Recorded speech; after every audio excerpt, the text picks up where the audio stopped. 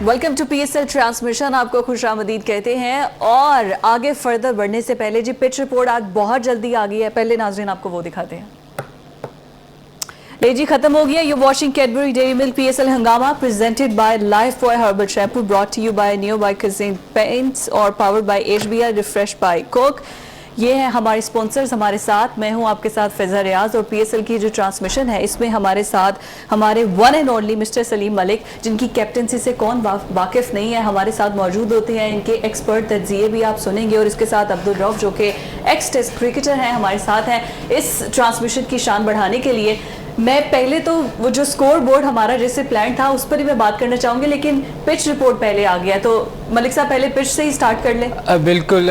देखें जो आमिर ने कहा कि इस पे थोड़ा सा पानी लगाते हैं, रोल होता है, मगर और स्पिन को बड़ा सूटेबल है, मगर मेरा ख्याल है कि वो उसको एक चीज़ देखनी चाहिए थी कि यहाँ फास्ट बॉलर आउट कर रहे हैं, स्पिनर तो इतना रोल बहुत कम रोल अदा कर रहे हैं। तो मेरा ख्याल जो हम बार बार कहते थे कि चूँकि वहाँ बारिशें हुई थी, उसके बाद जब आप सुबह को पिच तैयार करते हैं तो उसमें ऑब्वियसली थोड़ा सा जो वीएट एयर होता है उसको ठीक करने के लिए पानी लगाया जाता है। तो उससे फास्ट बॉलर को अर्ली जो फास्ट बॉलर है उनको फ़ायदा होता है, इवन दो बाद में ड्यू फैक्टर की वजह से भी फास्ट बॉलर को बड़ा फ़ायदा हो रहा है। तो मेरा ख्याल बेसिकली फास्ट बॉलर इससे फ़ायदा उठा रहे हैं, चूँकि मॉइस्चर आ जाता है, दोनों टाइम पे फ़ायदा फास्ट बॉलर को हो रहा है।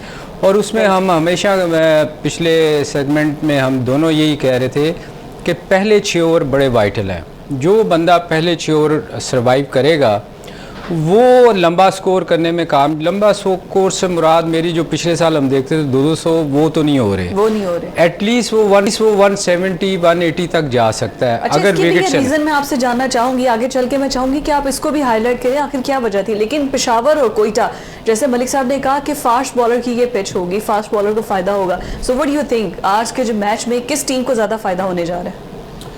देखिए, अगर आप स्टैट्स इनके देखें तो जो कोयटा की टीम है लास्ट मैच अपना कराची से हार गई थी और बड़े लो स्कोर पे 118 रन पे आउट हो गई थी।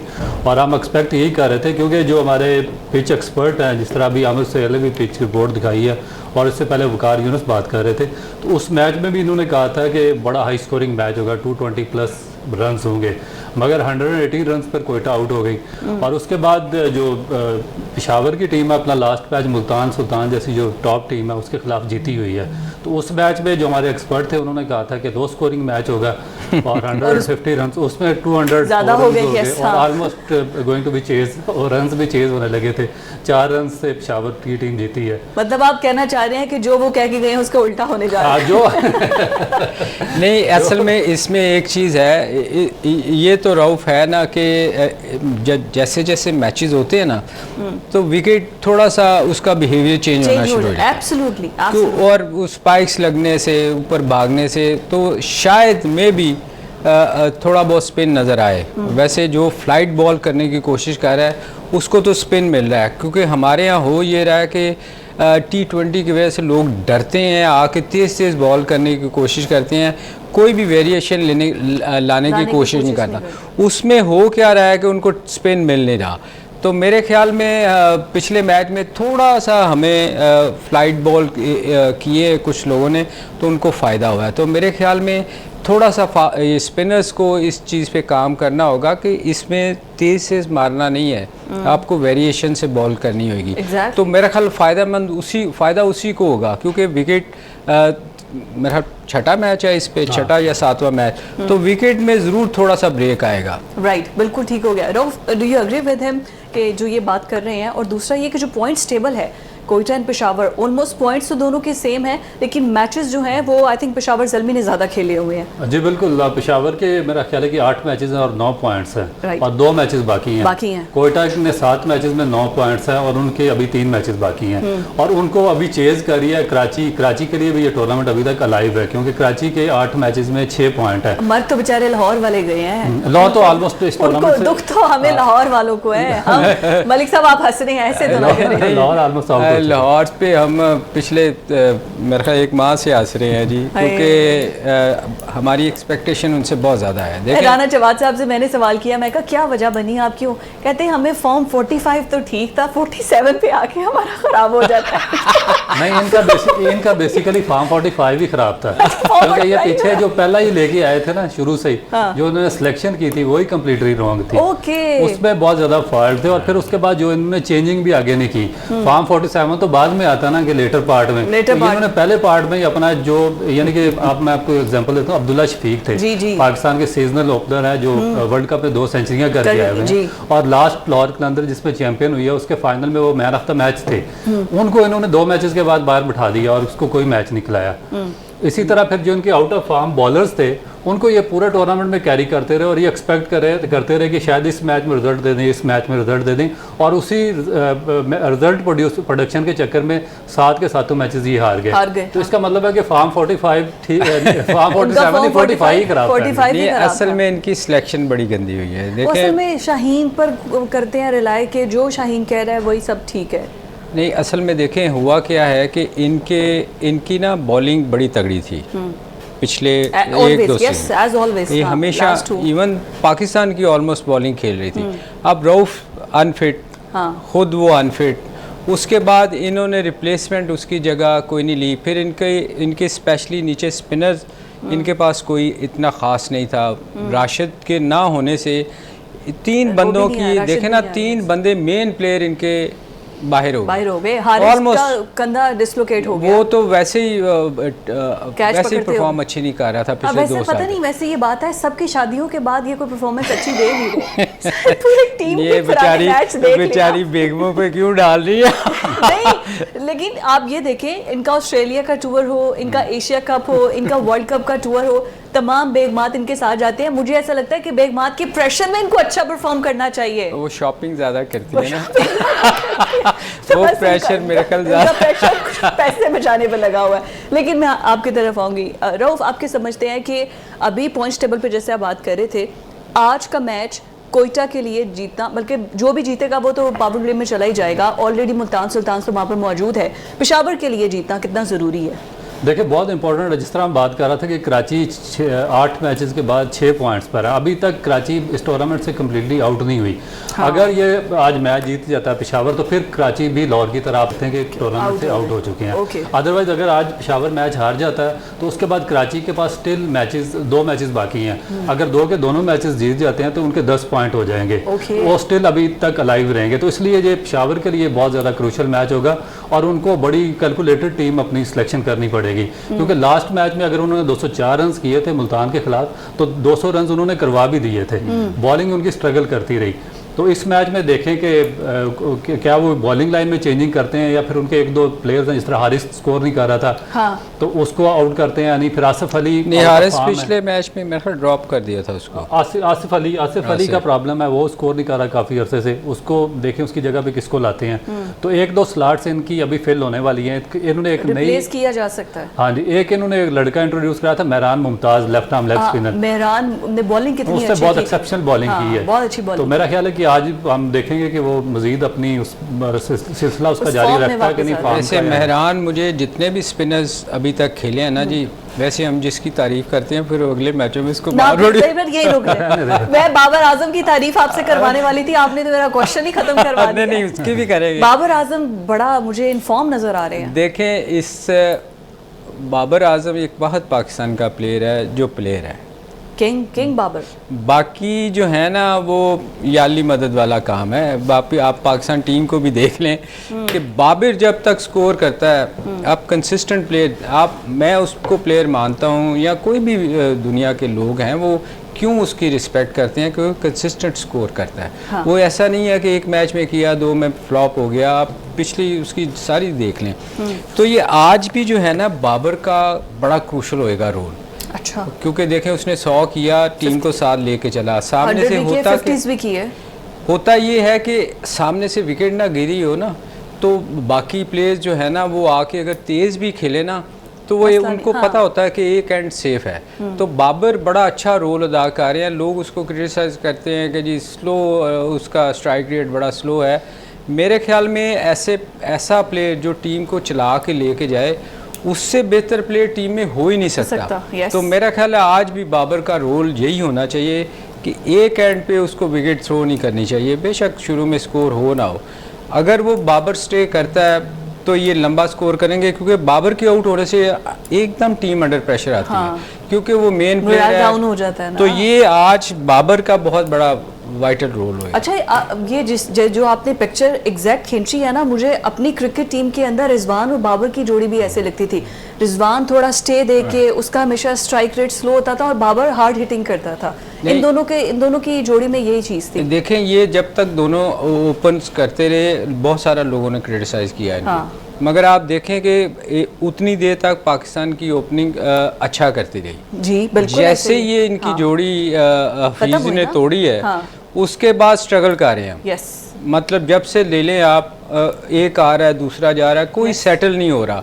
दुबई में बगैर कोई विकेट गिरे हमने इंडिया को जो है वो जीत गए थे। नहीं, ये था कि ये पार्टनरशिप आपको ज़रूर देते थे। तो देखिए, मेन चीज़ होती है कि विकेट सेफ हो, पार्टनरशिप लग जाए, तो बाकी प्लेयर फिर अच्छा कर जाते हैं। तो अगर आप शुरू में विकेटें गिर जाएं तो फिर बड़ा मुश्किल होता है। एब्सोल्युटली, वो फिर थोड़ा सा ना डिमोरलाइज हो जाते हैं, टेंशन में आ जाते हैं। लेकिन कोयटा ग्लैडिएटर्स और फिर सरफराज, उनकी मैं जाऊंगी कि सरफराज को हम डिटेल में डिस्कस करें। सरफराज धोखा नहीं देगा, लेकिन उसने इतना धोखा दिया है ना हमें, एज अ कैप्टन भी, एज अ प्लेयर भी। अब भी कुछ करेंगे या उसके रिप्लेसमेंट में आप व्हाट डू यू थिंक, क्यों नहीं कोई रिप्लेसमेंट अभी तक ला रहे उसकी? देखिए, मेरा ख्याल है कि इनको सोचना भी चाहिए और इससे पहले प्लान करना चाहिए था जब इन्होंने टीम सेलेक्ट की, क्योंकि काफ़ी अरसे से वो खेल रहे हैं। और मैं बार बार ये बात करता हूँ कि बाज़ प्लेयर जो हैं, जो T20 या शॉर्ट फार्मेट के प्लेयर्स नहीं हैं, जिस तरह कराची के आपने देखे हैं शान मसूद हैं, उनको ज़बरदस्ती इस फार्मेट में खिलाया जा रहा है और उसके बावजूद कराची की पोजीशन भी नीचे जा रही है और वो भी अभी तक टीम का पार्ट है। उसके बाद शुएब मलिक से परफॉर्म नहीं हो रहा, वो भी खेलते जा रहे हैं। इधर सरफराज को भी खिला रहे हैं बार बार। हालांकि Bismillah Khan very promising youngster है, कोयटा से है वो, और उसने बड़ा अच्छा परफॉर्म किया हुआ कोयटा ग्लैडिएटर से। वो कंसिस्टेंटली बाहर बैठा हुआ, उसको चांसेस वगैरह नहीं दिए जा रहे। तो ये मेरा ख्याल है लॉबिंग की वजह से तो नहीं है, क्योंकि सरफराज कैप्टन भी रहे हैं, फिर ये लॉबिंग उनकी इतनी स्ट्रॉन्ग है कि वो उसको रिप्लेस नहीं कर पा रहे। देखिए, मेरा ख्याल है कि लॉबिंग होनी नहीं चाहिए। इस लॉबिंग की वजह से जो हमारे बड़े बड़े ब्रांड्स होते हैं वो सफ़र करते हैं। आप PSL देखें कि आप उसको एक बिग बैश और IPL के बराबर का इसका ब्रांड बनाने जा रहे हैं, मगर जब आप अपने लोगों को oblige करेंगे, सिर्फ सरफराज नहीं बाकी टीमों में भी देखिए इस तरीके से चल रहा है। और उसके बाद इनकी जो मैनेजमेंट है वो भी 8-8, 9-9 साल हो गया बगैर चेंजिंग के, बगैर किसी परफॉर्मेंस के वही चलती रही हैं। तो some people are the beneficiaries of the system. जब तक आप उनको साइड लाइन नहीं करेंगे तो आपका सिस्टम ऊपर नहीं जा सकेगा। तो मेरा ख्याल है कि अगर आपने इसको बड़ा ब्रांड बनाना है, PSL को ऊपर लेकर जाना है, तो ये आपको एक रेवोल्यूशनरी स्टेप उठाने पड़ेंगे। पाकिस्तान क्रिकेट बोर्ड को बैठकर इन फ्रेंचाइज ऑनर से बात करनी पड़ेगी कि भाई हमने इसको इस जगह पे नहीं रखना, यहाँ से इसको नीचे नहीं लेके जाना, हमने इसको ऊपर IPL के बराबर पे लेके जाना। अगर आपने उसके बराबर पे लेके जाना तो फिर आपको उस तरह के डिसीजंस मैनेजमेंट में भी लेने पड़ेंगे, टीम्स में भी लेने पड़ेंगे। और फिर जो पाकिस्तान क्रिकेट बोर्ड की जो सिलेक्शन कमेटी है, जो टीम सेलेक्ट करके फ्रेंचाइज को देती है, वो उन पे भी इनको थोड़ा सा चेक रखना पड़ेगा। Excellent point. लेकिन अभी जो मेरे पास पॉइंट्स टेबल के ऊपर आ रहे हैं मलिक साहब, मैं अगर शेयर करूं अपने व्यूवर से भी, वो है जी पेशावर ज़ल्मी ऑन एवरेज अभी तक जो इनिंग्स है उन्होंने 7 खेली है और उनकी 59.29 है। और मुल्तान सुल्तान जो कि क्वालिफाई कर चुकी है, उसके 8 इनिंग्स में जो एवरेज ऑन एवरेज है 13.50 है, एंड सो ऑन बीच में बिटवीन बाकी तमाम जो हैं उसके भी हैं।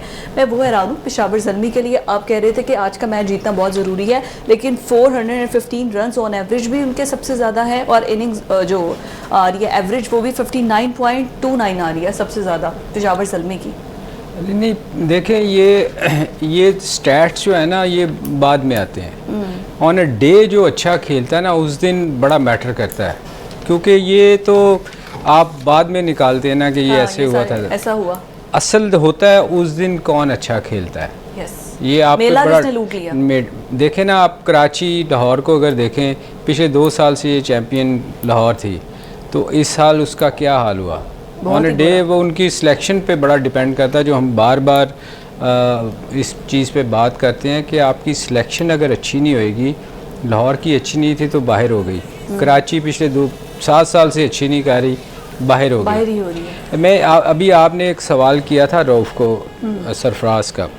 देखिए लॉबियाँ काम करती हैं, बहुत ज़्यादा काम कर रही हैं इस तो जनाब टॉस आपने देख लिया है, कोयटा ग्लैडिएटर्स ने टॉस जीतकर पहले बैटिंग का फैसला किया है, तो क्या फैसला क्या देख रहे हैं आप? मैं फिर मलिक साहब सरफराज की लॉबिंग पर आती हूँ। पहले अब्दुल रऊफ से जानते हैं कैसा रहा ये डिसीजन, बॉल स्विंग वाला, सेम वही बात जो मलिक साहब ने पहले की थी कि बॉल बहुत स्विंग हो रहा है। देखिए मेरा ख्याल है कि अभी तक जो दोनों कैप्टन है वो डबल माइंडेड है, वो कोई डिसीजन ले नहीं पा रहे, क्योंकि आप देखेंगे अगर पिछला मैच निकाल लें जो इस्लामाबाद यूनाइटेड का था इस पिंडी स्टेडियम में, उससे पहले जितनी टीमों ने चेज़ पे गई हैं वो सारे मैचेस आ रहे हैं।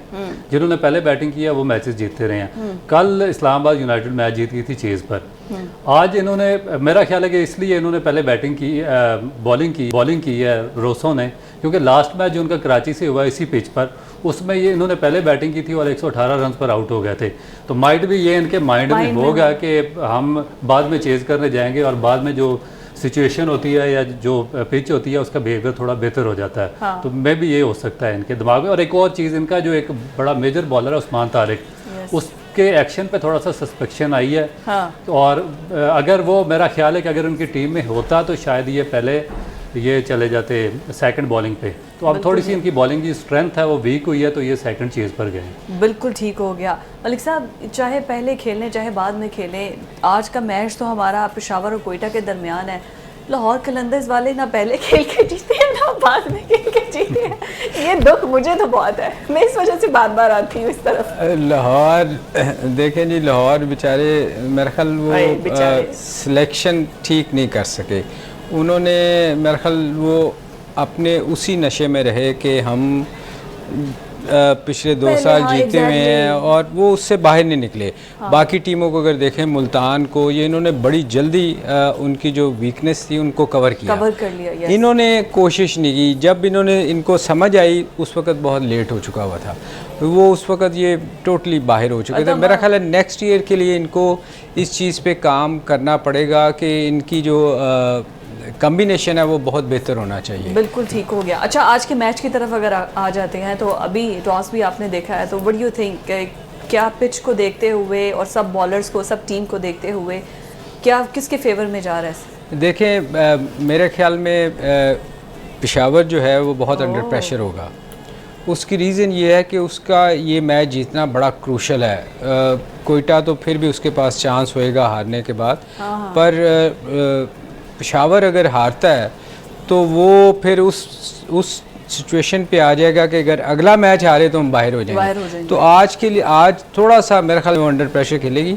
मगर मेरा ख्याल है रऊफ़, इनके पास नवीन और नवीनुल हक ने वो सेकंड इनिंग में बड़ी अच्छी बॉलिंग करता है, मगर मेरा ख्याल उनकी बैटिंग बहुत स्ट्रॉन्ग है। वो समझ रहे हैं कोयटा वाले, क्योंकि वो अटैक करते हैं। तो मेरे ख्याल में वो आई थिंक बाबर का पहले बैटिंग करते कभी भी कुछ भी हो सकता है। बाबर पे हमें एतमाद तो है। टॉस हो चुका है, कोयटा ग्लैडिएटर्स एंड पेशावर ज़ल्मी के दरमियान मैच है। एक्सपर्ट हमारे साथ मौजूद हैं और जैसे कि पहले आप बता रहे थे, उस्मान तारिक आई कि उनके बॉलिंग एक्शन पे थोड़ा आया था, अब उसको चेंज कर दिया। अभी रूसो ने बात करते हुए बताया भी है, सरफराज ड्रॉप हो गए हैं। मलिक साहब सुनी गई आपकी क्या उस पे, उसके लिए रऊफ बहुत अच्छा बोलते हैं।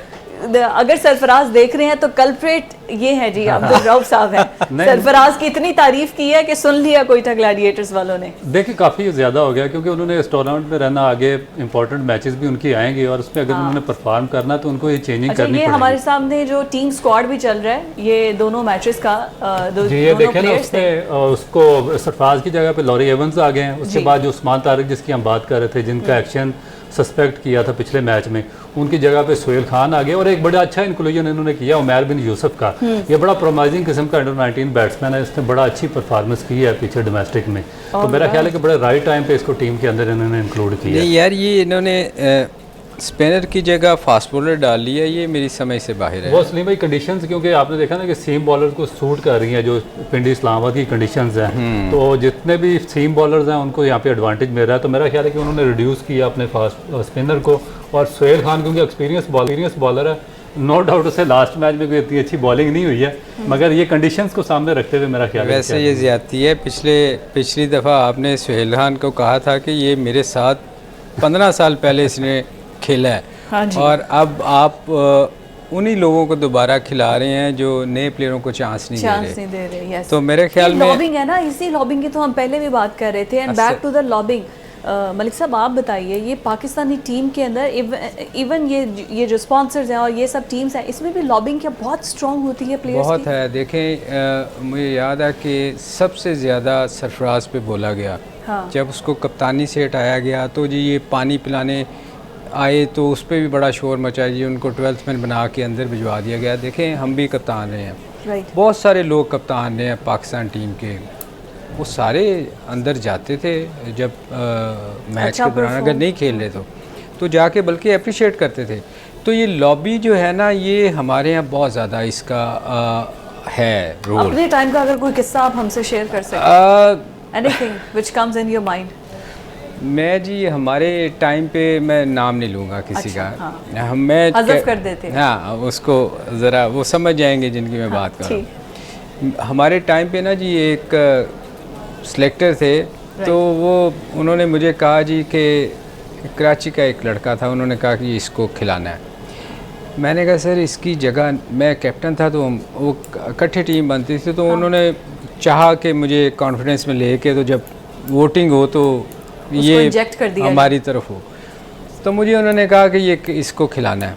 मैंने कहा जी 2 ऑलरेडी ये जो लड़के हैं आपने खिलाए हैं, इनकी इतनी अच्छी परफॉर्मेंस नहीं थी, तो ये खेल रहे हैं। तो उन्होंने कहा जी ये 2 तो हैं, ये खेलेगा। मैंने कहा जी ये तो नहीं खेलेगा क्योंकि इसकी जगह बनती नहीं है। उन्होंने रिज़ाइन कर दिया। 2 सिलेक्टर्स ने ये कह के कि ये सलीम मलिक जो है ये बायस्ड है, ये हमारे ख़िलाफ़ है, और उसके बाद मेरा कराची जाना बड़ा मुश्किल हो गया था।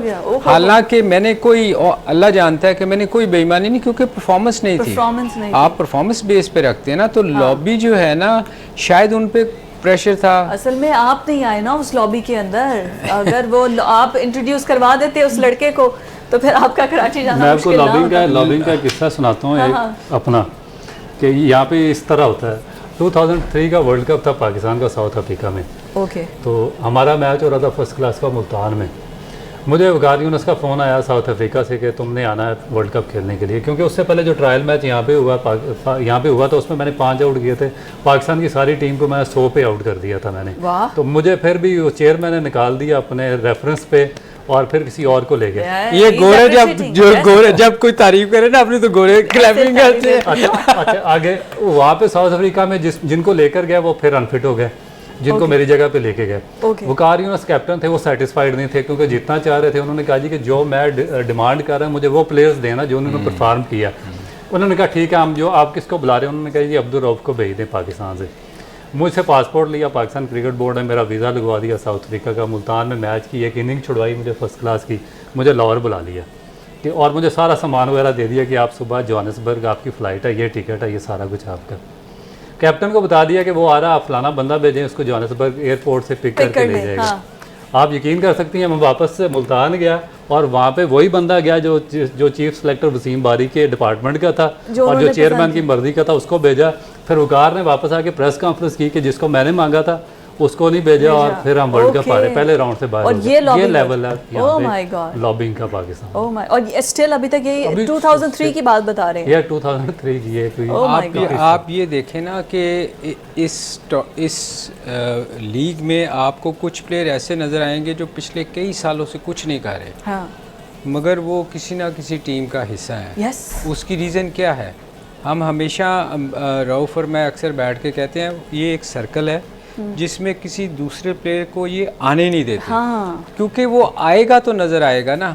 ये नाफे नज़र आ गया, और कुछ प्लेयर शहजाद की हम अक्सर बात करते थे, उसको कई साल फर्स्ट क्लास में उसने बड़े बड़े स्कोर किए, उसको अंदर ही नहीं आने देते थे। अरे इफ्तिखार देखें, इफ्तिखार भी तो शिकार है इसका। कितना अच्छा प्लेयर है और फिर कब जाके उसको मौका मिला है, कितने टाइम के बाद। शफीक को देखें, वो आया था ख़राब करने के लिए, उसको बाहर निकालना शुरू कर दिया। अब आहिस्ता आहिस्ता देखिएगा उस बेचारे को ये बिल्कुल ही फारिग कर देंगे। फारिग कर देंगे, तो बिल्कुल ठीक ये हो गया। हमारे यहाँ लॉबी सिस्टम जो है ना जी, ये खत्म एंड होना दिस इज नॉट गुड। अब आई होप सो के नए चेयरमैन पीसीबी आए हैं तो बेहतरी आए, चेंजेस आए, फिटनेस आए, जैसे आपने बताया कि अब सब प्लेयर्स का फिटनेस लेवल चेक किया जाएगा, उसके बाद उन्हें अलाउ किया जाएगा। Thank you so much. आप हमारे जो गेस्ट हैं वो हमें दोबारा भी अगली ट्रांसमिशन में भी ज्वाइन करेंगे, लेकिन फिलहाल के लिए हमें इजाज़त दीजिए। अल्लाह हाफ़िज़।